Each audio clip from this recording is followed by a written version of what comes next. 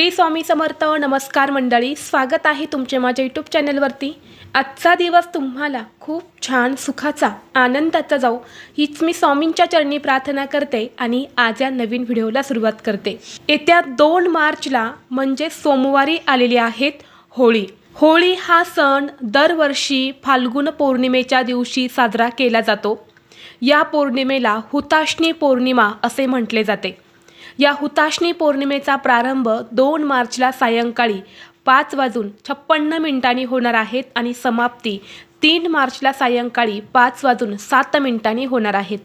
आणि म्हणून यंदा 2 मार्चला सायंकाळी होलिका दहन हे केले जाणार आहे. तसेच 3 मार्चला धुलिवंदन असणार आहे. या दिवसाला करीदिन असे देखील म्हटले जाते. परंतु यंदा 3 मार्चला धुलिवंदनच्या दिवशी वर्षातील पहिलेच चंद्रग्रहण सुद्धा आलेले आहेत आणि हे चंद्रग्रहण आपल्या भारतामध्ये सुद्धा दिसणार आहेत. त्यामुळे या दिवशी काही महत्त्वाचे नियम जे आहेत तर ते सुद्धा आपल्याला पाळावे लागणार आहेत. होळीच्या दिवशी आपण संध्याकाळी होळी पेटवून त्या होळीची पूजा करत असतो. दृष्ट प्रवृत्ती, वाईट अमंगल विचार यांचा नाश करून चांगली वृत्ती, चांगले विचार अंगी प्राप्त व्हावे या हेतूने होळी हा जो सण आहे तर आपण साजरा करत असतो. होळीचा हा जो दिवस आहे तर हा अतिशय महत्त्वाचा मानला जातो. होळीचा दिवस आपल्या आयुष्यातील दुःख, दारिद्र्य, संकट, वाईट शक्ती, नकारात्मकता, आजारपण दूर करण्याचा खूप प्रभावी दिवस मानला जातो. तंत्रमंत्रासाठी देखील होळीची रात्र ही खूप खास मानली जाते. या दिवशी नकारात्मक शक्ती अधिक जास्त प्रमाणामध्ये प्रभावित असतात आणि तंत्रशास्त्रानुसार होळीच्या दिवशी नारळासोबत काही प्रभावी उपाय जर आपण केले तर धनधान्याची कमतरता ही कधीही भासत नाही. देवी लक्ष्मी ही आपल्यावरती प्रसन्न होते. यासोबतच सर्व प्रकारचे रोग आणि दोषांपासून मुक्ती मिळते. आपलं नशीब हे आपल्याला साथ देऊ लागते. आणि म्हणून आज या व्हिडिओमध्ये मी तुम्हाला एक अतिशय प्रभावी असा उपाय सांगणार आहे. 2 मार्चला सोमवारी होळीच्या दिवशी तुम्हाला काहीच करणं शक्य नाही झाले तरीही चालेल, पण हा एका नारळाचा उपाय तुम्ही नक्की करा. आपल्याला एका ठिकाणी एक नारळ अर्पण करायचं आहे. हे नारळ अर्पण केल्याने तुम्हाला प्रत्येक कामात यश मिळेल. घरातील इडापिडा, वाईट बाधा, भांडणे नष्ट होऊन कर्जातून मुक्ती मिळेल. लक्ष्मीच्या कृपेने वर्षभर आर्थिक भरभराट होऊन घराची, मुलांची, पतीची अगदी भरभरून प्रगती होईल. तर हा नारळाचा उपाय कसा करायचा आहे, कोणत्या वेळेत करायचा आहे याबद्दलची संपूर्ण माहिती या व्हिडिओमध्ये मी तुमच्यासोबत शेअर करणार आहे. त्यामुळे तुम्ही हा व्हिडिओ स्किप न करता शेवटपर्यंत नक्की पहा. चॅनलवरती नवीन असाल तर सबस्क्राईब करा आणि असेच माहितीपूर्व नवनवीन व्हिडिओ पाहण्यासाठी बेल आयकॉनलाही प्रेस करा. म्हणजे जेव्हा कधी मी नवीन व्हिडिओ अपलोड करेल त्याचं नोटिफिकेशन सर्वात अगोदर तुम्हाला भेटेल आणि तुम्ही एक पण व्हिडिओ मिस करणार नाही. तसेच हाईप बटनला देखील क्लिक करा. तर पहा, आज या व्हिडिओमध्ये मी तुम्हाला जो उपाय सांगणार आहे तर हा उपाय आपल्याला सोमवारी होळीच्या दिवशी संध्याकाळी करायचा आहे. संध्याकाळी 6 नंतरनं अगदी रात्री 12 वाजेपर्यंत जेव्हा केव्हा तुम्हाला शक्य होईल तेव्हा तुम्ही हा उपाय जो आहे तर तो करायचा आहे. आपल्या हिंदू धर्मात नारळाला अत्यंत पवित्र मानले जाते, जे सुख, समृद्धी आणि शुभ कार्याच्या सुरुवातीचे प्रतीक आहे. आणि या होळीच्या दिवशी जर आपण या नारळाचा उपाय जर केला तर घरात सुख, समृद्धी, शांती आणि लक्ष्मीचा निवास होतो. कारण नारळाला लक्ष्मीचं प्रतीक देखील मानलं जातं. नारळाचा कडक बाह्य कवच हे माणसाचा अहंकार आणि बाहेरील कठीण प्रवृत्ती दर्शवते आणि नारळातील पांढरे मऊ खोबरे पाणी हे निर्मळ मन किंवा आत्मा यांचे प्रतीक आहे.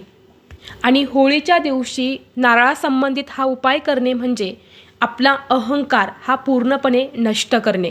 आणि म्हणून जर तुम्हाला कोणत्याही कामामध्ये यश मिळत नसेल, तुमची प्रत्येक गोष्ट ही बिघडत असेल, कोणतीही गोष्ट तुमच्या मनासारखी घडत नसेल किंवा सतत तुम्हाला अपयशाचा सामना करावा लागत असेल, तुम्ही भरपूर कष्ट आणि मेहनत करत आहे परंतु तुमच्या कष्टाला आणि मेहनतीला पाहिजे तसं यश मिळत नसेल किंवा तुम्ही कष्ट आणि मेहनत करून तुमच्याकडे संपत्ती येत नसेल किंवा संपत्तीमध्ये वाढ होत नसेल, ज्या प्रमाणामध्ये पैसे मिळतात ते सगळे व्यर्थ खर्च होत असेल, सतत पैशांच्या आर्थिक अडचणींना सामोरे जावं लागत असेल किंवा काही गोष्टींचे नियोजन करूनही ते काम जर तुमचं बिघडत असेल तर हा उपाय तुम्ही होळीच्या दिवशी अवश्य करा. तसेच जर तुमच्या कुटुंबामध्ये कोणत्याही व्यक्तीची प्रगती होत नसेल, घरात सतत आजारपण असेल, एक व्यक्ती आजारी पडला की पुन्हा दुसरा व्यक्ती आजारी पडतो आणि आलेला पैसा हा फक्त आजारपणामध्येच जात असेल किंवा घरामध्ये सतत वाद विवाद क्लेश भांडणे होत असतील किंवा तुमच्यावरती एखादं कर्ज आहे, मग हे कर्ज जमिनीचं असेल किंवा गाडीचं असेल, घराचं असेल किंवा इतर कुठलंही कर्ज तुमच्यावरती असेल, तर त्या कर्जातून लवकरात लवकर मुक्त होण्यासाठी देखील हा उपाय खूप प्रभावी मानला जातो.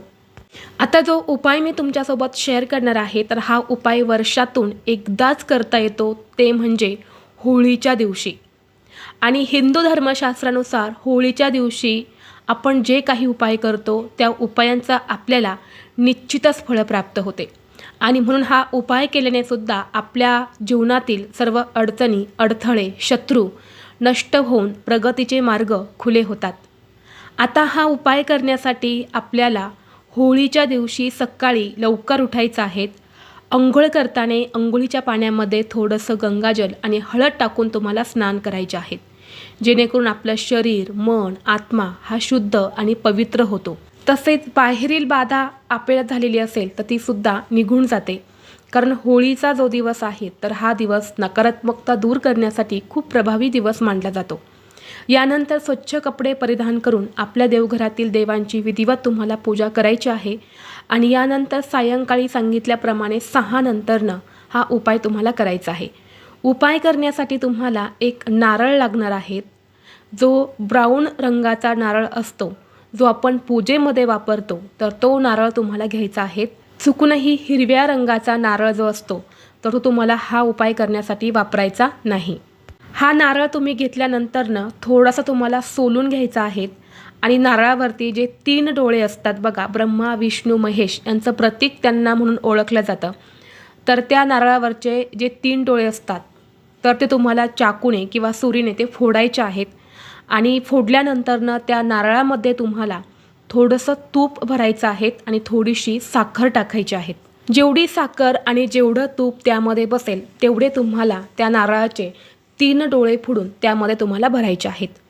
यानंतर काय करायचं आहे, हा जो नारळ आहे तर हा तुम्ही एखाद्या प्लेटमध्ये ठेवू शकता किंवा नारळ हातामध्ये घ्यायचा आहे.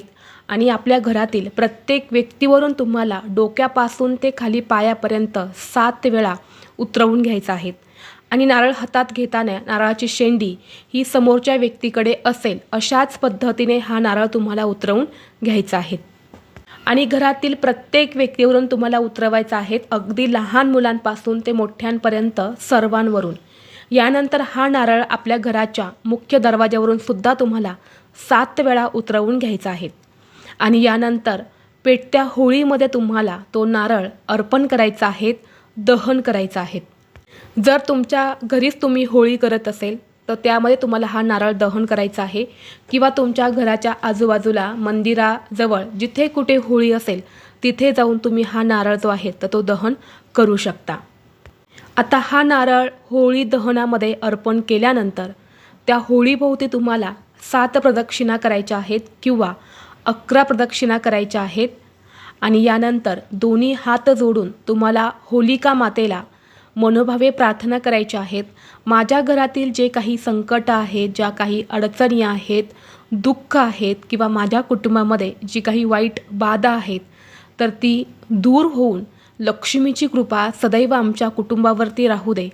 आमच्या घरातील सर्व आर्थिक अडचणी दूर होऊ दे. कधीही घरामध्ये धनधान्याची कमतरता भासू नये अशी मनोभावे तुम्हाला प्रार्थना करायची आहेत. तर अशा पद्धतीने तुम्हाला आपल्या कुटुंबाची प्रगती होण्यासाठी, आपल्या घरातल्या व्यक्तींना लागलेले दोष दूर होण्यासाठी, घरात असणारी इडापिडा नकारात्मकता वाईट बाधा दूर होण्यासाठी हा उपाय 2 मार्चला सोमवारी होळीच्या दिवशी संध्याकाळी करायचा आहे.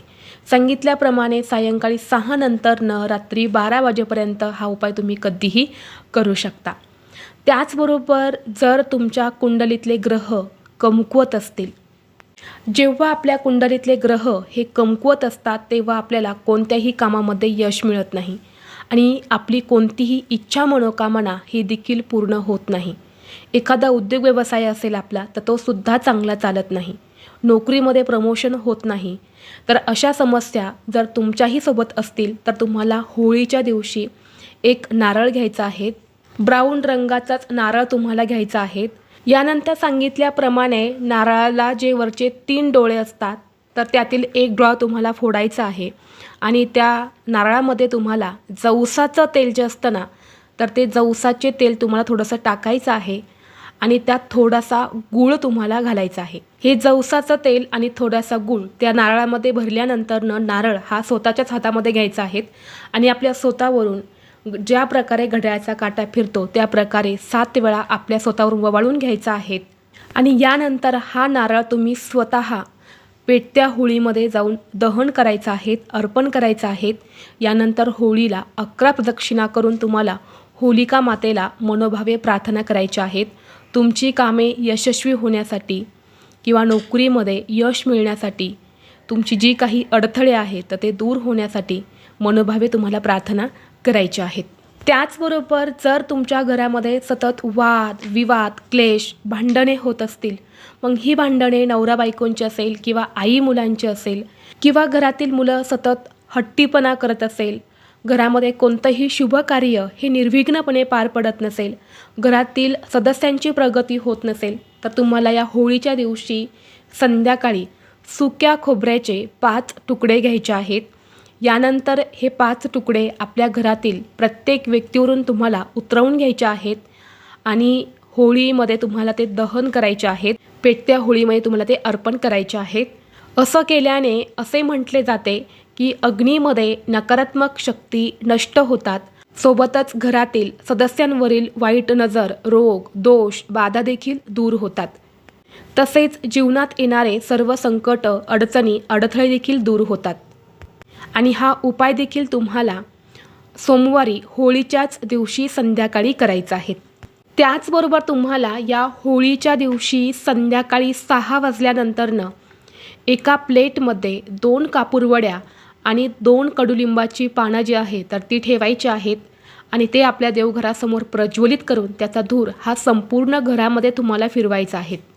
यामुळे आपल्या घरातील सर्व दोष जे आहे तर ते दूर होतात आणि आपल्या घरात अखंड लक्ष्मी नांदू लागते. तर हे प्रभावी उपाय जे आहेत तर ते आपल्याला 2 मार्चला होळीच्या दिवशी संध्याकाळी करायचे आहेत. सर्व उपाय आपल्याला संध्याकाळीच करायचे आहेत. तर ही अत्यंत महत्त्वाची माहिती मला तुमच्यापर्यंत शेअर करायची होती. व्हिडिओ तुम्हाला आवडला तर लाईक करा, चॅनलवरती नवीन असाल तर सबस्क्राईब करा आणि हा व्हिडिओ आपल्या मित्रपरिवारासोबत जास्तीत जास्त शेअर करा. चला तर मग भेटू असंच पुढल्या एका नवीन व्हिडिओमध्ये. तोपर्यंत सर्वांना श्री स्वामी समर्थ.